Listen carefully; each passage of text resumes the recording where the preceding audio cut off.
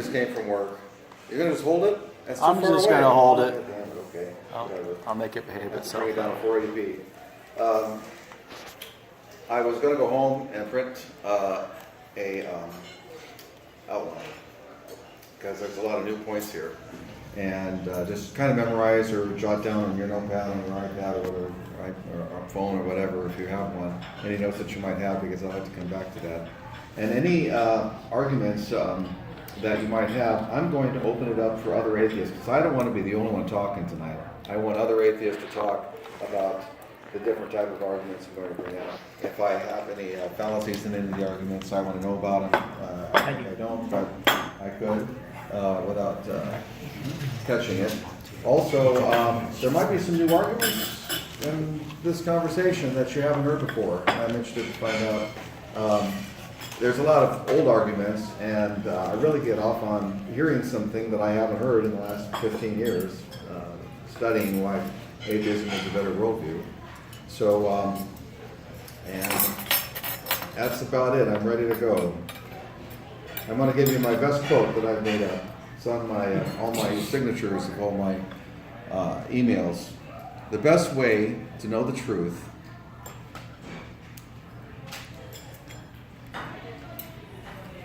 hold it for a second, I got to look at my own email, is to find the best argument against your current opinion. Because our minds are based on confirmation bias. Soon as you escape that confirmation bias bubble, then you're open to finding out the best argument against your current opinion.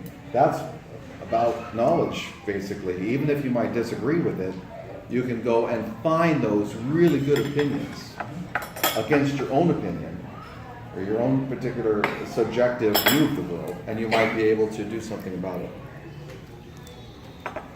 I'm an atheist because I do not see any supernatural events happening with any scientific proof at all. I don't believe in anecdotal evidence, and it is worthwhile to believe. And I think that anecdotal evidence is very dangerous because it takes you away from trying to find out the truth. We are humans that are very subjective on all of our opinions. Hypothetically, if you took a grown adult with no exposure to any religion or gods, and you told him the 10 top religions, after he was an adult, of course, and if he was a rational adult, I believe that he would think that all these 10 religions are totally bogus, because he hasn't been presented with any supernatural as a child. This is a little bit of evidence that all of this religion belief is anecdotal, that we're tuned into a society and a culture to believe it. If you grew up in a family that studied the top 10 religions in the world, you would think ever choosing one of them would be more true than another. What if you did grow up and your parent taught you about 10 religions, how could you tell which one is true?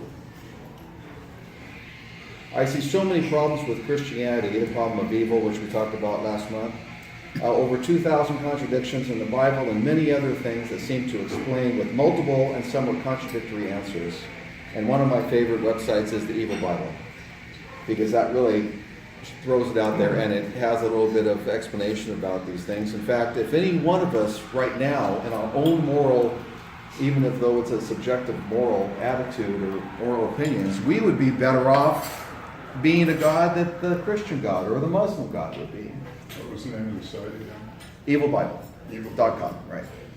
What has the ancient texts given us? Germ theory, don't build a house next to a volcano, wash your hands before you prepare food, how to make a vaccine, simple procedures for improving fertilizer for agriculture, or any other type of medical advancement in the past, or hidden in any holy book somewhere.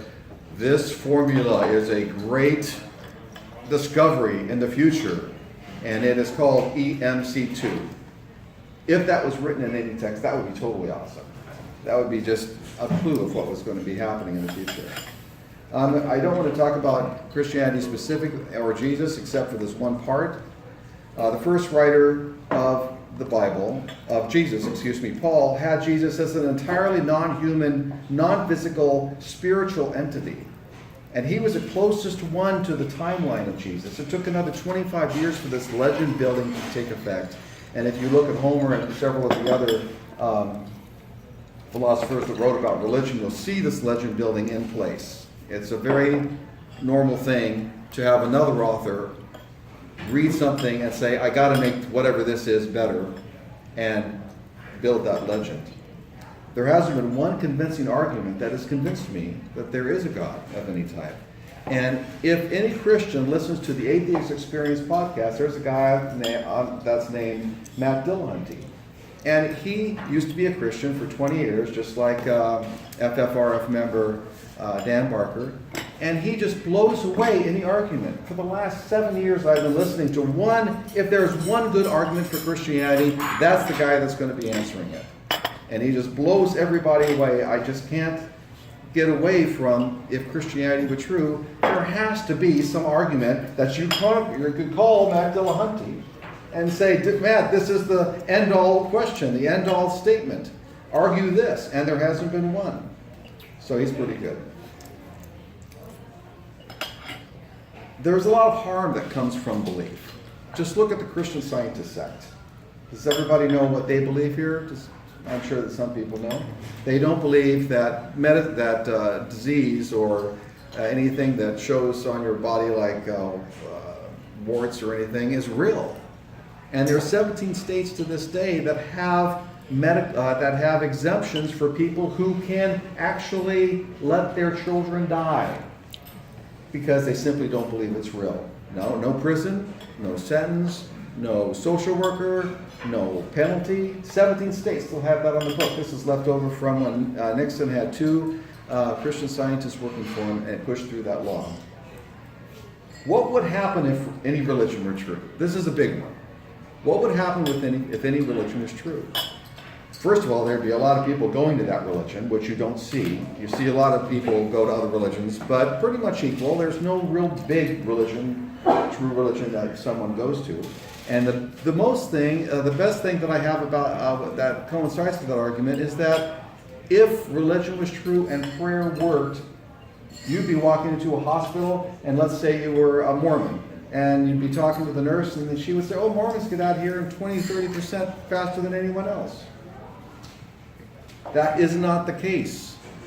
In fact, if you go to any hospital in the world with the same problem and the same medical treatment, the same quality of treatment to any hospital, every person of every religion gets out equally. Prayer, especially in a time where your family is in harm's way, is the most powerful. You're going to pray like crazy in that time more than you ever have in your life. And what has that done to any specific study that has been out there? 52 prayer studies in the last 48 years.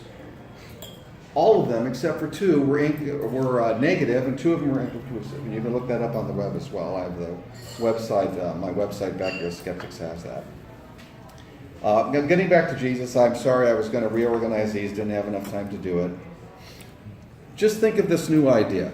Suppose that Jesus was just a prophet. He didn't really consider himself a god. We know that the texts say so, but let's say the text just added that in. Let's say he was a regular guy, and he died, and God rose him up. Jesus had nothing to do with it. He was just a regular guy. If this particular thing happened, this is something that could have explained the text afterward. Excuse my messages here. This is the new idea that I never thought of before. What if Jesus was a regular guy? Got just something to mull over a little bit. The Bible tells us that we are fallible, but they do not use that reasoning within their own belief system. Admitting to oneself that they are right about a narrative that tells them they could be wrong is discontinuously logical. That whole thing right there. We're fallible except when you believe. It just doesn't make any sense at all. If magically, I've run over that one already, excuse me. What's more important? Finding the truth, or feeling comfortable, or feeling even happy? Is it more moral to tell somebody this can make you happy, but it really isn't the truth under your breath?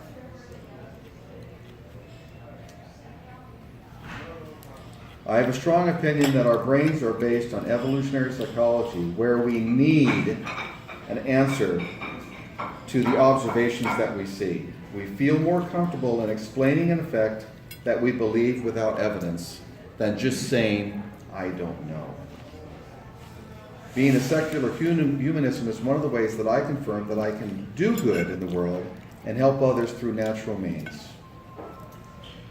If there was a person, hypothetically, with the exact same experiences that I have, the exact same mother and father, the exact same brother and sister, education, friends, bad experiences, good experiences, hypothetically identical to me, but lived in Egypt, and I turned out to be a Christian, does that tell you something about how culture can cultivate a particular religion? And this is exactly the same person, hypothetically. There's simply not enough evidence for me to believe in any supernatural, but I could be persuaded to change my mind if I saw verified supernatural events. I'd have to temper my thoughts to distinguish between those supernatural and those things that simply do not have been explained yet. What could change my mind, you might ask? This is a common question I have. Well, actually, I'm getting this from Matt Dillahunty. I don't have to have that explanation. I don't have to answer that question. If God were real, he would know himself. What would change my mind and do it? Or present me with the evidence. I don't want him to come and change the molecules in my head, but he would know what would change my mind, and he hasn't done it yet. And when I was 15 and 16, I was with the Christian group. Never got that Holy Ghost feeling in me, but I opened myself up for a couple years there, and that was the time to do it, and he didn't do it. Because he doesn't exist. How powerful is God? This is something that you might not have heard of before. Could God split himself in two and become two gods? Three gods, like the Greek gods, and then combine himself back up again? Could God leave this universe and go on to another universe? Could God just domain himself over a part of the universe? Could God kill himself? Could God commit suicide? If he's omniscient, he could do all of these things. But Christians, lo and behold, always say, no, that's not his nature. We talked about this last month. Nobody knows God's nature. In fact, I posit that you have to be close to a God's power to even have the knowledge of what God's nature really is. I'm not going to go over what Phil Zuckerman said about other countries that don't believe in God right now. After years of contemplating how people believe, after years of studying psychology, neurology, and evolutionary psychology, I'm quite certain that one thing that all of us should be doing is not believing in a religious text written 2,000 years ago. You cannot use the argument of antiquity saying that it's so knowledgeable or so inspiring back then. That simply because it's old does not make it true. Atheism should be the null hypothesis, meaning that you should start with nothing and then explore all the religions to choose your own, not just be sucked into one particular religion simply because you were raised that way or exposed that way. If you were a believer, I think that having one piece of the puzzle of your brain might be missing. The piece that accepts important propositions in proportion to the evidence supporting them. To me, that is just an irrational form, and it's not worthwhile to go in that direction. If you know that we're all fallible. Evolution has almost certainly molded our minds to accept that our elders, culture, and our formative years, but that's less excuse. That's not much of an excuse when you can easily find arguments against God or religion that is much more rational. Studying the primary logical fallacies and the formal and informal logical fallacies will get you started on that, by the way.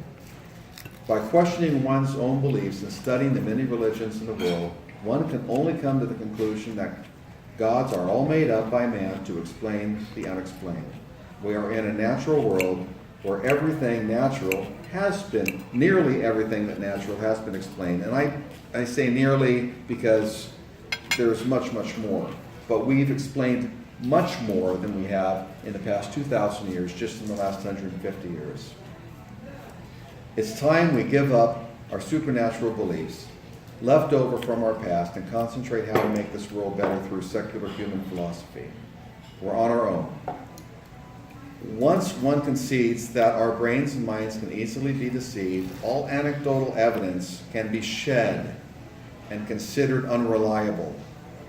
After that, the world becomes as real as we can see it, without the comfort of false beliefs. That's it.